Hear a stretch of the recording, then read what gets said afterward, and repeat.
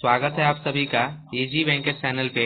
अगर आप इस चैनल पर पहली बार आए हैं तो चैनल को सब्सक्राइब जरूर करें ताकि आने वाले वीडियो का नोटिफिकेशन आप तक पहुंचती रहे। इस वीडियो में हम लोग डिस्कस करेंगे जितने भी स्टूडेंट्स कंप्यूटर साइंस 10+2 बीपीएससी 3.2.0 का तैयारी कर रहे हैं उनके लिए वीडियो बहुत हेल्पफुल होगा, क्योंकि हम लोग इस वीडियो में ऑपरेटिंग सिस्टम का जो आपका पहला चैप्टर है प्रोसेस कंसेप्ट एंड थ्रेड, इसके बारे में फुल्ली डिस्कस करेंगे। जितने भी टॉपिक इसमें है प्रोसेस एंड कंसेप्ट में वो सारा चीज हम लोग इस वीडियो में डिस्कस करेंगे। पहला इसमें आता है आपका कि सिस्टम कॉल। कि सिस्टम कॉल आपका क्या होता है। तो सिस्टम कॉल एक रिक्वेस्ट होता है जो यूजर प्रोग्राम के द्वारा ऑपरेटिंग सिस्टम को दिया जाता है कि किस प्रकार का काम उसे करना है। इसका जो आपका डिफिनेशन है कि it is a request made by a user program to the operating system in order to get any kind of services. मतलब ऑपरेटिंग सिस्टम जो है वह किस प्रकार का सर्विस प्रोवाइड करेगा, इसी को हम लोग सिस्टम कॉल बोलते हैं। और यह रिक्वेस्ट जो है आपका यूजर प्रोग्राम के द्वारा दिया जाता है। नेक्स्ट है आपका प्रोसेस। जो आपका प्रोसेस है वह क्या है।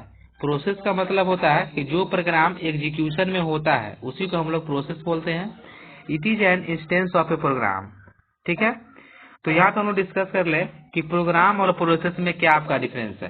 तो जो आपका प्रोग्राम होता है वह आपका पैसिव एंटिटी होता है और जो आपका प्रोसेस होता है आपका वह आपका एक्टिव एंटिटी होता है। ठीक है, और जो आपका प्रोग्राम होगा वो आपका डिस्क में होता है, लेकिन जो आपका प्रोसेस होता है आपका वो आपका मेन मेमोरी में होता है।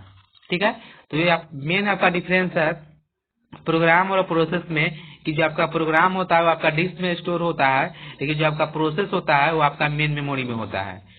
ठीक है, नेक्स्ट पॉइंट हम लोग यहाँ पे डिस्कस करें कि जो आपका एब्स्ट्रैक्ट व्यू है प्रोसेस का वो हम लोग यहाँ पे पहले देख लेते हैं कि एब्स्ट्रैक्ट व्यू क्या है आपका प्रोसेस का।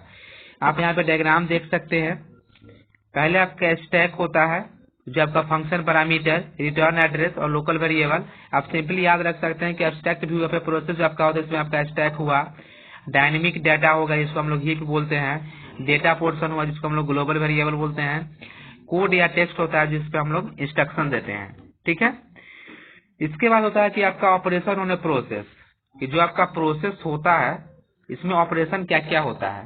पहले हम लोग क्या करते हैं, इसमें प्रोसेस को क्रिएट करते हैं। ठीक है, पहला पॉइंट आपका है कि create a process. Next point आपका है कि शेड्यूलिंग या running, block a process, suspend, resume. ये आपका क्या है ऑपरेशन जो आपका प्रोसेस में होता है, उसका हम लोग क्या करते हैं टर्मिनेट करते हैं प्रोसेस को। Next point is dual mode of operation in operating system. तो ड्यूअल मोड क्या होता है आपका ऑपरेशन इन ऑपरेटिंग सिस्टम। इसमें आपका दो तरह का मोड होता है, एक आपका होता है यूजर मोड और दूसरा आपका होता है कर्नल मोड। ठीक है, तो जो आपका यूजर मोड होता है इसमें आपका प्रिम्पशन जो होता है आपका ऑलवेज पॉसिबल होता है। ठीक है, इसमें क्या होता है कि जो आपका यूजर का प्रोग्राम होता है वही एग्जीक्यूट करता है इन दिस मोड में। आप सिंपली याद रख सकते हैं, इसका नाम से ही क्लियर है यूजर मोड। यूजर मोड कहने का मतलब कि जो आपका यूजर प्रोग्राम होगा वही सिर्फ इस मोड में आपका एग्जीक्यूट करेगा। नेक्स्ट है आपका कर्नल मोड। कर्नल मोड कहने का मतलब हो गया कि जो आपका ओएस कंपोनेंट होगा, मतलब जो आपका ऑपरेटिंग सिस्टम का जो टास्क होगा वही सिर्फ आपको एग्जीक्यूट करेगा आपको कर्नल मोड में।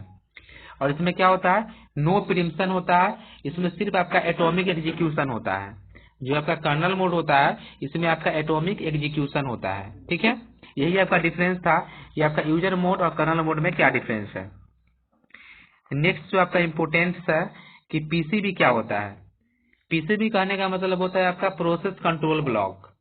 इसमें क्या होता है कि जो भी प्रोसेस का रिप्रेजेंटेशन होता है ऑपरेटिंग सिस्टम में इसी को हम लोग प्रोसेस कंट्रोल ब्लॉक बोलते हैं, चाहे इसको हम लोग टास्क कंट्रोल ब्लॉक भी बोलते हैं। जो आपका पीसीबी जो हुआ इसको हम लोग जो है वह टास्क कंट्रोल ब्लॉक भी बोलते हैं। तो इसका जो आपका डिफिनेशन है each process is represented by A PCB. मतलब जो प्रोसेस का रिप्रेजेंटेशन होता है उसी को हम लोग प्रोसेस कंट्रोल ब्लॉक बोलते हैं।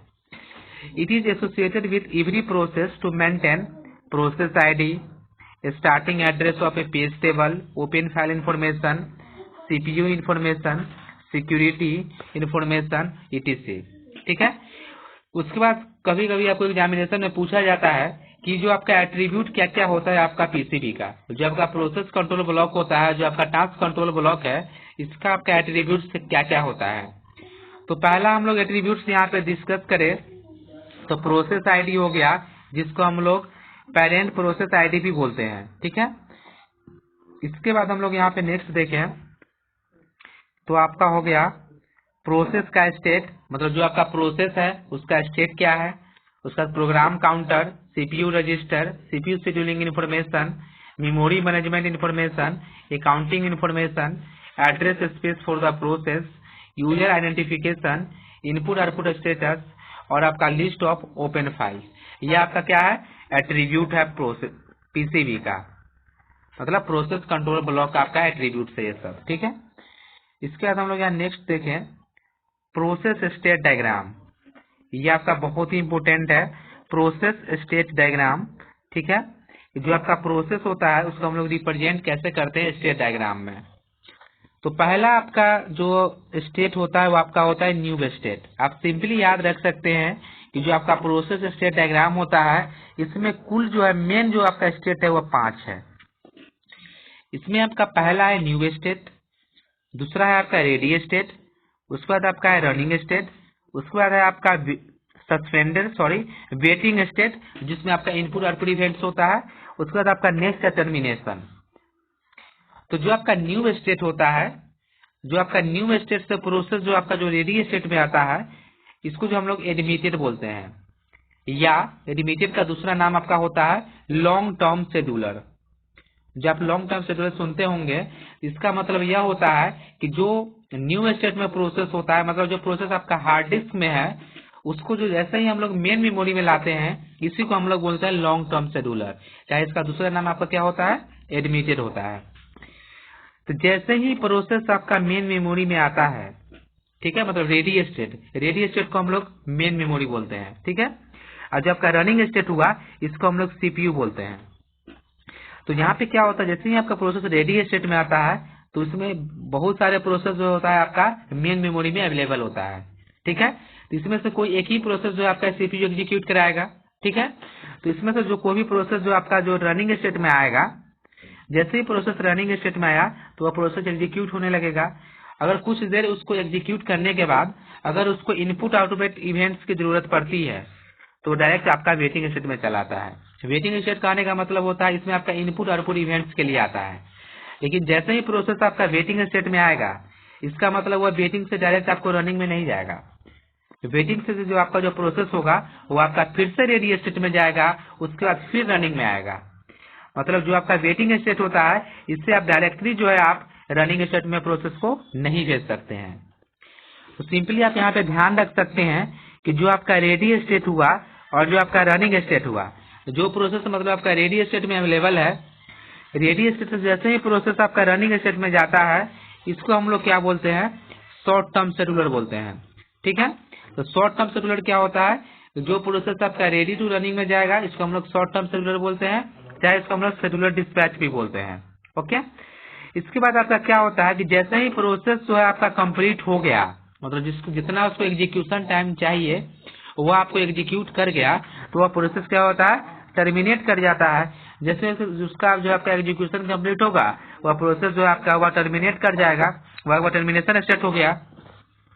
कभी कभी क्या होता है कि जो प्रोसेस रनिंग स्टेट में होता है वह एग्जीक्यूट करते समय इंटरप्ट हो जाता है, इसका मतलब वहाँ पे कुछ फेलियर आ जाता है, उसके बाद फिर से प्रोसेस जो आपका रेडी स्टेट में आ जाता है, ठीक है।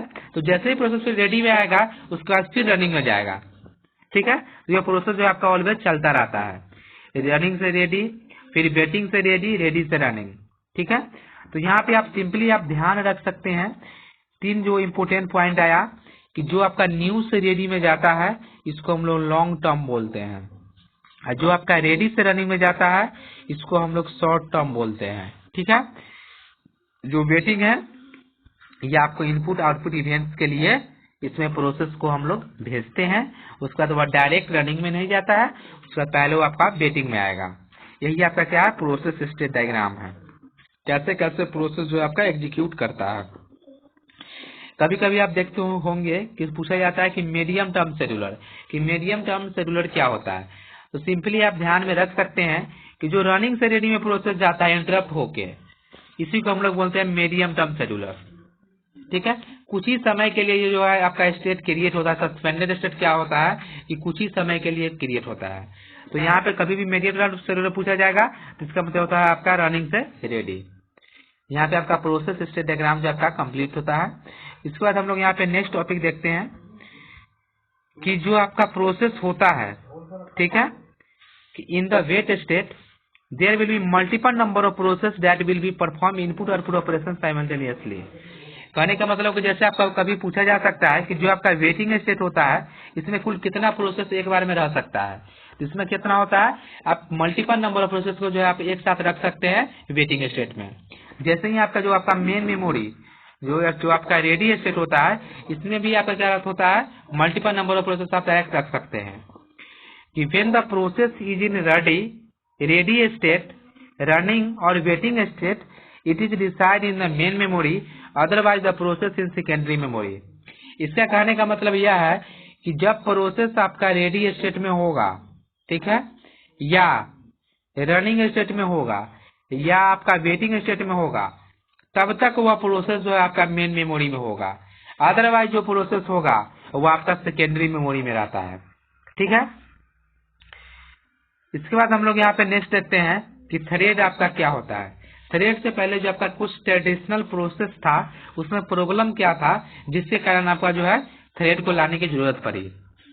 तो जो आपका ट्रेडिशनल प्रोसेस था इसमें जो आपका प्रॉब्लम था कि traditional process have separate address space, कि जो आपका ट्रेडिशनल प्रोसेस जो अब रहता था इसका आपका सेपरेट एड्रेस स्पेस होता था।